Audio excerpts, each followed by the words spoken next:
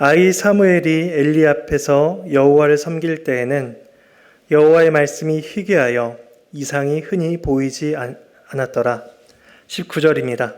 사무엘이 자라매 여호와께서 그와 함께 계셔서 그의 말이 하나도 땅에 떨어지지 않게 하시니 단에서부터 브엘세바까지의 온 이스라엘이 사무엘은 여호와의 선지자로 세우심을 입은 줄을 알았더라. 여호와께서 실로에서 다시 나타나시되 여호와께서 실로에서 여호와의 말씀으로 사무엘에게 자기를 나타내시니라. 하나님의 말씀입니다. 하나님께 감사합니다. 어떤 인물에 관한 위인전을 보면 그 사람이 어떤 어린 시절을 보냈는지, 그리고 위대한 업적을 이루기까지 얼마나 많은 고민과 노력, 인내를 했는지를 잘 보여줍니다. 그런데 이런 관점에서 사무엘을 다룬다면 사무엘 또한 훌륭한 위인 중에 한 명으로 그렇게 기록이 되고 살펴지게 될 것입니다. 그럼 오늘 본문 또한 그러한 시각으로 우리는 또한 읽어야 될 것입니다. 어린 사무엘이 하나님 앞에서 부름을 받기까지 어떤 교육과 인내로 살았는가? 당신의 자녀도 사무엘처럼 키우라 라고 그렇게 우리는 생각하게 될 것입니다. 하지만 오늘 본문은 사무엘이라는 한 사람이 얼마나 훌륭했는가를 보여주는 말씀이 아닙니다.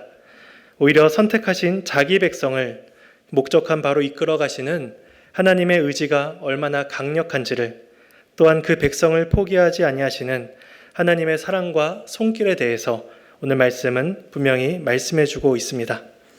그리고 사무엘은 그 일에, 하나님의 일에 쓰임을 받았을 뿐입니다. 그래서 우리는 오늘 말씀을 통해서 하나님께서 그 이스라엘을 어떻게 이끌어 가시는지를 발견하고 또 우리에게 주시는 은혜를 확인하기를 소망합니다. 1절 말씀입니다. 아이 사무엘이 엘리 앞에서 여호와를 섬길 때에는 여호와의 말씀이 희귀하여 이상이 흔히 보이지 않았더라.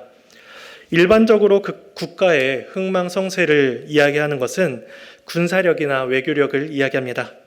그런데 이스라엘의 성공, 이스라엘의 실패를 좌우하는 것은 하나님의 말씀이었습니다. 하나님의 말씀이 얼마나 바르게 선포되고 있느냐, 또 이스라엘이 그 말씀을 들을 때에 얼마나 즐거워하고 기쁨으로 그 말씀을 듣고 있느냐, 그것에 따라서 이스라엘의 상태가 평가된다라고 그렇게 말할 수 있습니다. 교회와 신자도 마찬가지입니다. 교회가 어떤 것을 즐거워하고 있는가, 신자가 올바른 방향으로 살아가고 있는가, 이것은 하나님의 말씀이 우리 가운데 어떻게 역사하고 또 우리 가운데 어떻게 활동하고 있는지를 통해서 우리는 가늠해 볼 수가 있는 것입니다.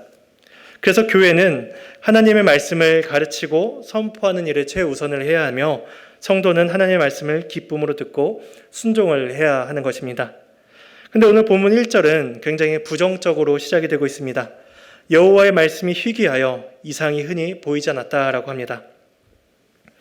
이상이라는 것은 보여지는 것, 환상으로서 계시되어지는 것을 이야기합니다. 근데 이상은 단독적으로 활동하지 않습니다.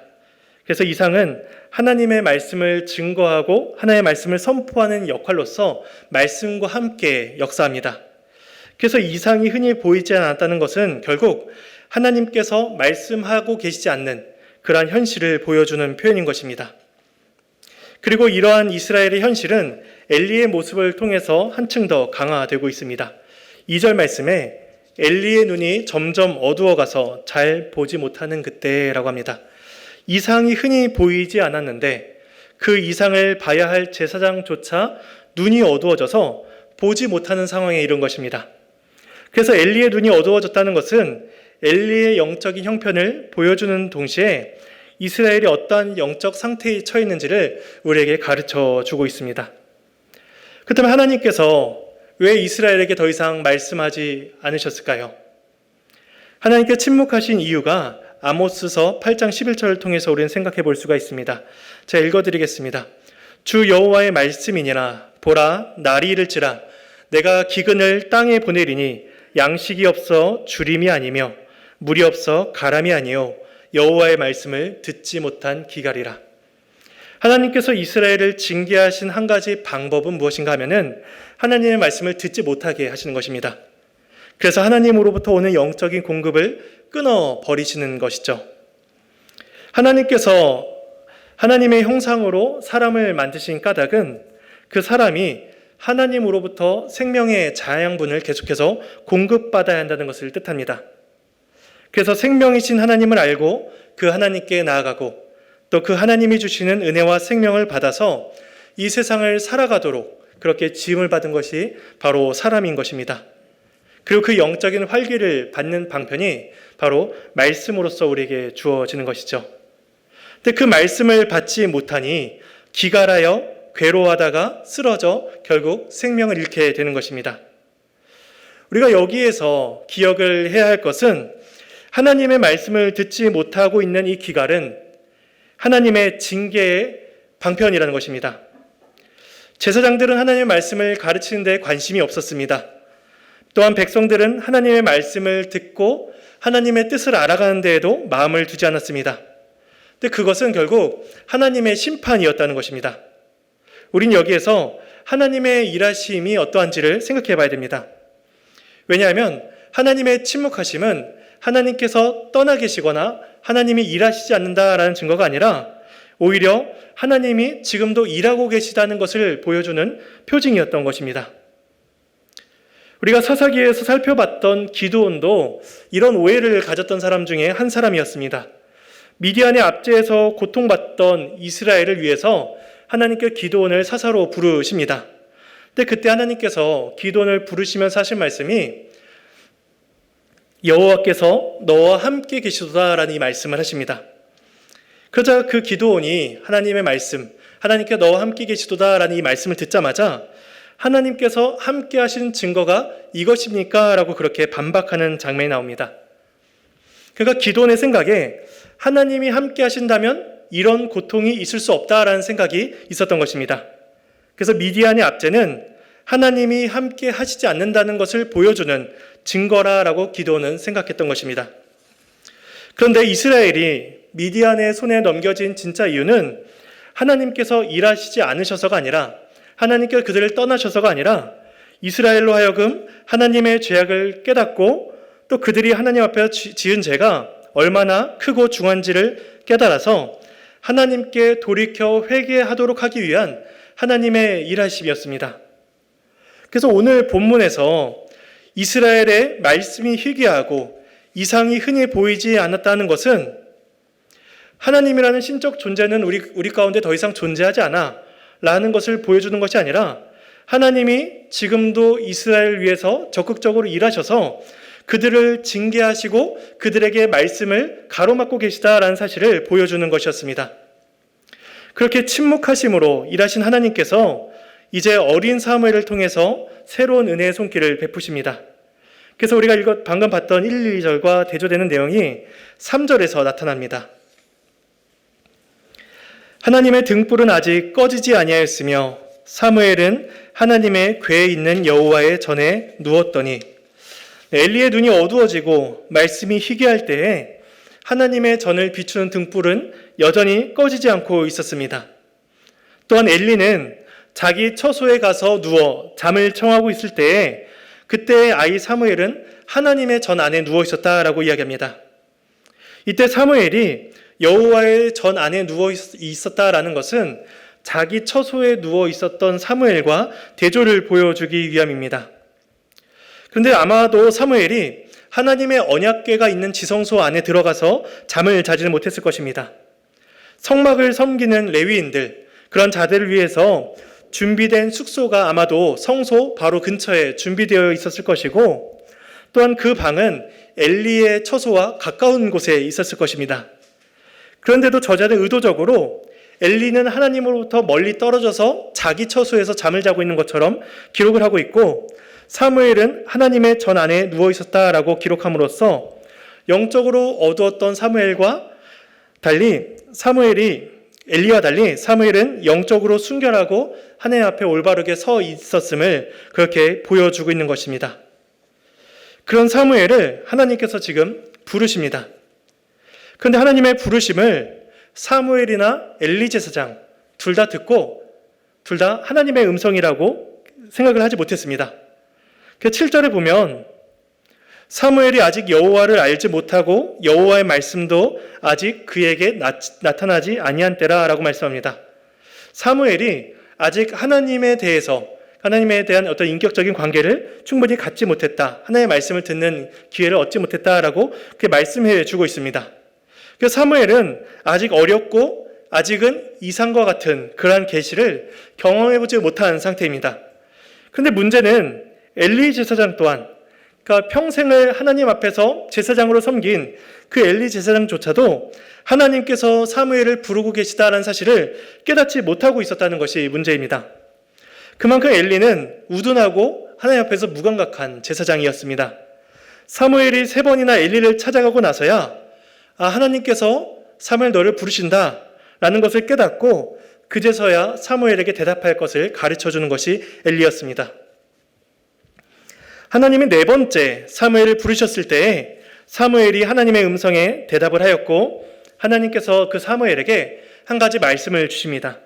그 말씀이 11절에서 14절까지의 내용인데 그 말씀은 엘리 집안에 대한 심판의 예언이었습니다. 이 말씀은 지난주에 우리가 2장에서 하나님의 사람을 통해서 하신 그 말씀을 지금 엘리를 통해서 다시 한번 확인시켜 주고 계신 것입니다. 근데 우리는 13절 말씀을 잠시 보도록 하겠습니다. 13절을 함께 읽어보겠습니다. 내가 그의 집을 영원토록 심판하겠다고 그에게 말한 것은 그가 아는 죄악 때문이니 이는 그가 자기의 아들들이 저주를 자청하되 금하지 아니하였음이니라. 여기서 하나님께서 엘리의 집을 심판하신 이유에 대해서 말씀하시기를 그가 아는 죄악 때문이라 라고 하십니다. 그러니까 엘리는 핑계할 수가 없었습니다. 하나님의 말씀이 너무 희귀해서 제가 하나님의 뜻을 분별하기가 어려웠습니다 라고 그렇게 핑계할 수가 없었던 것입니다.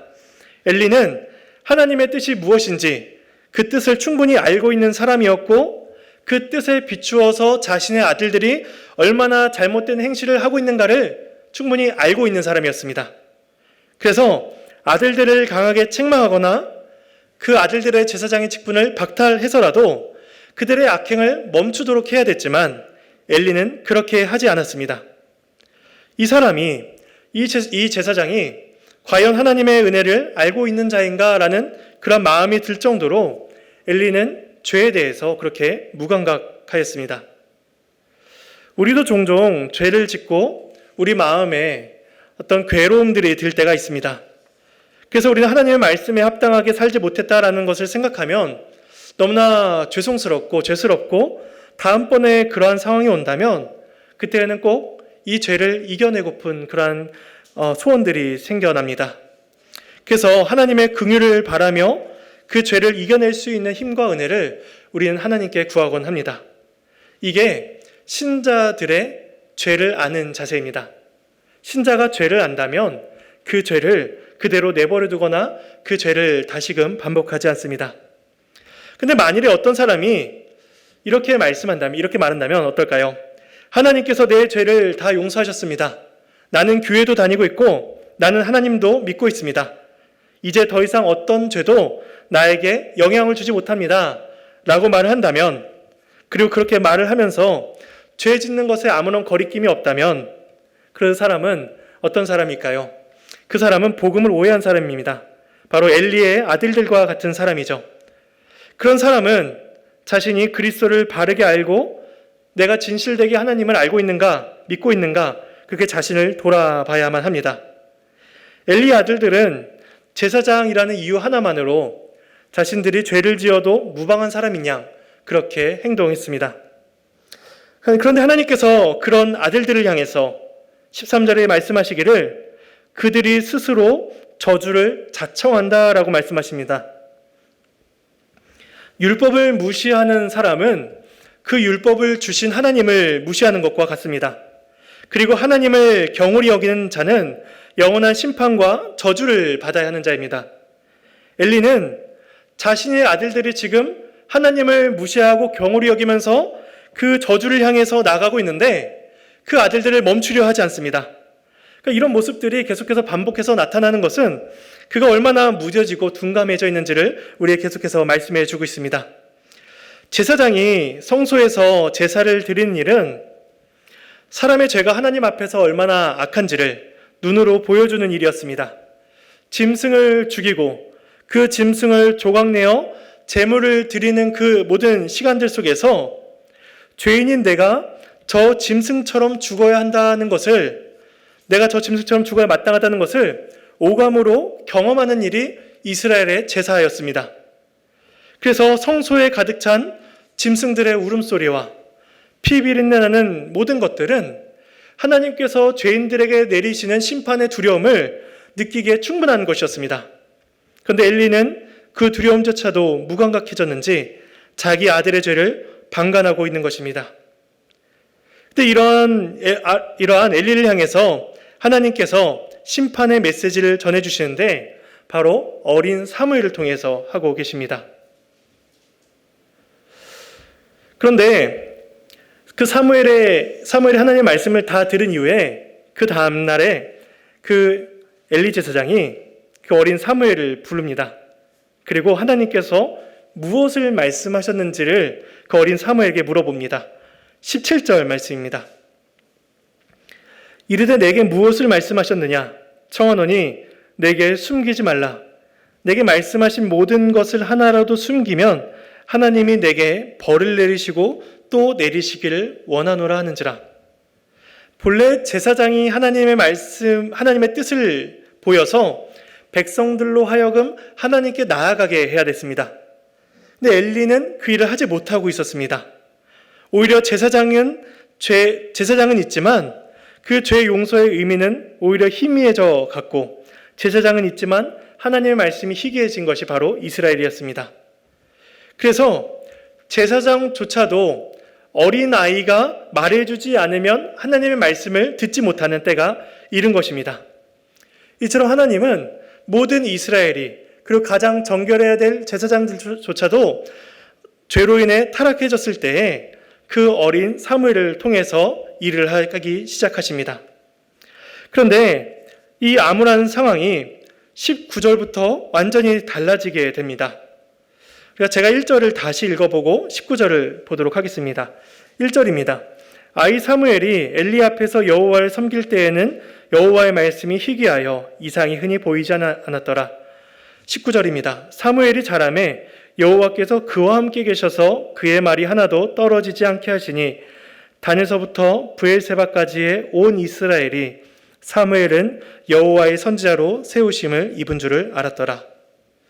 이 1절과 19절 사이에 일종의 시대의 전환이 일어나고 있는 것입니다. 말씀이 희귀했던 시대에서 하나님이 함께 하셔서 선지자의 말이 땅에 떨어지지 않는 시대로, 온 이스라엘이 하나님의 선지자가 세워진 것을 아는 시대로 지금 시대가 전환하고 있는 것입니다. 이러한 시대의 전환은 사무엘이라는 한 사람의 헌신이나 노력이 아니라 우연찮게 이루어진 일이 아니었습니다. 하나님께서 친히 사무엘을 통해서 일하셔서 새로운 시대를 준비시키신 것이며, 또한 하나님께서 앞으로 세우실 왕을 통해서 그 다스리는 그 나라가 어떤 나라인지를 이제 보여주시는 것입니다. 왜 그런가 하면은 이 사무엘서의 시작은 지금까지는 사사 시대를 배경으로 하고 있습니다. 근데 이후에 8장에 가면은 왕이 세워지고 이스라엘이 왕정 시대로 전환하게 됩니다. 그러니까 이 사무엘상은 사사 시대에서 왕정 시대로 전환되는 것을 보여주는 성경인 것입니다. 물론 이후에 왕이 세워지는 것은 이스라엘의 요구 때문이긴 하지만 이미 하나님께서 앞서서 신명기의 말씀을 통해 왕이 행해야 될 바를 알려주셨다는 것을 우리가 생각을 할 때에 왕정 시대는 이미 하나님께서 먼저 뜻하신 것이다 라고 그렇게 말을 할 수가 있습니다. 그래서 하나님께서 그 이스라엘에 세우실 그 왕을 통해서 그 왕에게 명하시는 것은 하나님의 율법을 가까이 하라는 것이었습니다. 그래서 왕의 제일 되는 목적은 말씀을 배우고 말씀을 경외하며 그 말씀대로 지켜 행하는 것이었죠. 하나님이 세우시는 왕은 하나님의 뜻대로 하나님의 백성을 다스리는 자여야만 했습니다. 초대 왕인 사울이 실패하고 다윗이 하나님 마음에 합할 수가 있었던 것은 그들이 하나님의 말씀에 어떻게 순종했는가로 우리가 판단해 볼 수가 있습니다. 그러니까 이것이 말씀에 대한 순종이 이스라엘 왕이 가졌던 독특성이자 이스라엘 백성의 특별함이었던 것입니다. 그래서 우리가 사사기의 이 평가와 앞서서 보았던 사사기의 평가와 연결해서 보자면 왕이 없어서 그들이 자기 소견에 옳은 대로 행하였던 그 시대였는데 이제 하나님께서 열어주시는 새로운 왕정 시대는 자기의 소견이 아니라 왕을 통해서 주시는 하나님의 다스림을 받아야 된다는 것입니다. 그래서 하나님의 나라는 하나님의 말씀을 사랑하는 자들, 하나님을 경외하고 그 말씀에 순종하기를 기뻐하는 자들이 살아가는 나라, 그들을 통해서 세워지는 나라라는 것을 우리에게 알려주고 계시는 것입니다. 그래서 하나님의 은혜를 멸시하고 그 말씀을 경홀히 여기는 자들에게는 하나님이 왕이신 나라가 허락이 되지 않습니다. 그런 면에서 엘리의 아들들은 하나님의 나라에 합당하지 않은 자들이었습니다.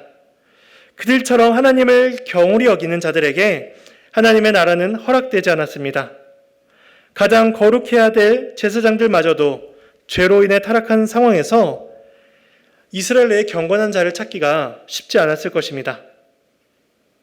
그런데 하나님께서 그 이스라엘을 향한 긍휼을 베풀고 계십니다. 그래서 하나님은 엘리의 아들들을 심판하심으로 하나님 나라의 거룩성을 우리에게 보여주고 계시며 동시에 죄로 인해 심판받아야 될 이스라엘을 긍휼히 여기셔서 그들을 구원하시는 장면을 사무엘이라는 선지자를 통해서 보여주고 계시는 것입니다. 그래서 19절을 다시 보면 여호와께서 그와 함께 계셔서 그의 말이 하나도 땅에 떨어지지 않게 하셨다라는 말씀합니다. 이 말씀은 하나님께서 그 선지자인 사무엘과 함께하고 계시다는 것을 객관적으로 보여주는 말씀이었습니다. 왜냐하면 신명기 18장 22절 말씀에 만일 선지자가 있어 여호와의 이름으로 말한 일에 증언도 없고 성취함도 없으면 이는 여호와께서 말씀하신 것이 아니요 그 선지자가 제 마음대로 한 말이니 너는 그를 두려워하지 말지니라 라고 말씀합니다. 이처럼 말씀의 성취 여부는 하나님의 말씀을 전하는 참 선지자와 또한 자기의 말로 사람들을 현혹시키는 거짓 선지자를 구별시켜주는 중요한 표준이었습니다. 그러니까 오늘 말씀에서 사무엘의 말이 하나도 땅에 떨어지지 않았다라는 이 말씀은 그가 하나님의 말씀을 전하는 일에 있어서 하나님의 계시 자체를 얼마나 순수하고 충실하게 전하고 있었는지를 우리에게 보여줍니다. 특별히 여호와께서 그와 함께 하신다라고 합니다. 여호와께서 그와 함께 계셔서 그의 말이 하나도 떨어지지 않았다는 것입니다. 그래서 사무엘이 그 모든 사역을 충실하게 감당할 수 있었던 것은 하나님께서 그를 붙드시고 그에게 은혜를 베풀어 주셨기 때문입니다. 이제 이스라엘이 살 수 있는 유일한 한 가지 길은 선지자의 말을 듣는 것입니다. 실제로 이후에 7장에 가면 사무엘상 7장에 가면 사무엘이 모든 백성으로 하여금 가나안의 모든 우상들을 버리고 여호와 하나님만 섬기게 하는 일이 미스바에서 일어났던 것을 우리는 보게 됩니다. 이처럼 하나님께서 사사시대에서 왕정시대로 바뀌어지는 이 시점에 참 선지자를 세워 이스라엘을 회개케 하시고 그 말씀을 따라 사는 것을 배우게 하신 것은 하나님을 왕으로 모시고 사는 그 나라의 백성됨이 어떠한지를 보여주기 위함이다라고 말할 수가 있을 것입니다. 그래서 그 나라는 자기 소견에 사는 나라가 아니라 하나님을 왕으로 모시는 나라입니다. 그 나라는 죄의 저주를 받아 심판받아야 할 자들도 회개하고 돌이킬 때에 생명을 얻을 수 있는 나라입니다. 이스라엘이 죄로부터, 저주로부터, 징계로부터 지금 돌이키는 그 은혜를 이 사무엘이라는 한 선지자를 통해서 그 은혜를 받고 있는 것입니다. 이처럼 오늘 본문은 선택하신 자기 백성을 하나님께서 목적하신 바로 이끌어 가시는 하나님의 의지가 얼마나 강력한지를 우리에게 보여주고 있습니다. 하나님은 이 완고한 이스라엘을 포기하지 아니하시고 그들에게 긍휼을 베푸십니다. 하나님은 때때로 침묵하셔서 그들을 향한 권면과 징계를 행하셨으며 때때로 죄 용서의 복음을 멸시한 자들에게는 심판하셔서 공의의 하나님을 드러내 보이셨습니다. 그 공의로우심 앞에 설 수 있는 자는 아무도 없지만 하나님은 한 선지자를 세우셔서 그 말씀을 듣는 모든 백성들의 마음을 만지시고 그들로 하여금 하나님 앞에 나아오게 하신 것입니다. 그러니까 이스라엘이 선지자의 말씀을 듣고 하나님께 돌이켜 나올 수 있었던 것은 결국 하나님께서 그들을 향한 일하심을 지금도 멈추지 아니하셨다라는 것을 우리에게 보여주는 것이죠.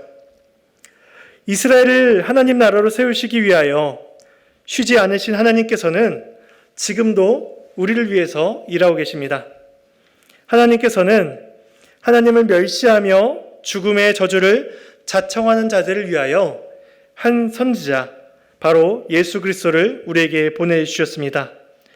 그 선지자의 가르침은 하나도 땅에 떨어지지 아니하였으며 그 예수 그리스도를 우리가 바라볼 때에 하나님의 영광을 바라볼 수 있는 그 은혜를 우리에게 허락하셨습니다. 또한 하나님께서는 그 선지자로 하여금 우리의 모든 죄값을 감당하게 하셨으며 그 선지자를 하늘로 부르실 때에는 또 다른 보혜사를 우리에게 보내주시사 선택하신 백성이 자기 힘으로 살지 아니하고 하나님이 주시는 힘과 은혜를 힘입어 살아갈 수 있도록 도와주셨습니다. 그래서 지금 우리가 이 자리에 앉아 있는 것은 창세전에 선택하신 자들을 포기하지 아니하시는 하나님의 사랑의 결과이며 하나님의 의지의 결과인 것입니다. 이 은혜가 지금 우리에게 주어졌으며 지금도 죄 가운데 사는 자들에게 주어지고 있습니다. 우리는 선지자의 말씀을 듣고 하나님 앞으로 나와야만 하는 것입니다. 우리가 하나님의 일하심을 늘 기억하고 그 은혜에 감사하며 살아가는 저와 여러분이 되기를 간절히 소망합니다. 함께 찬송하시겠습니다.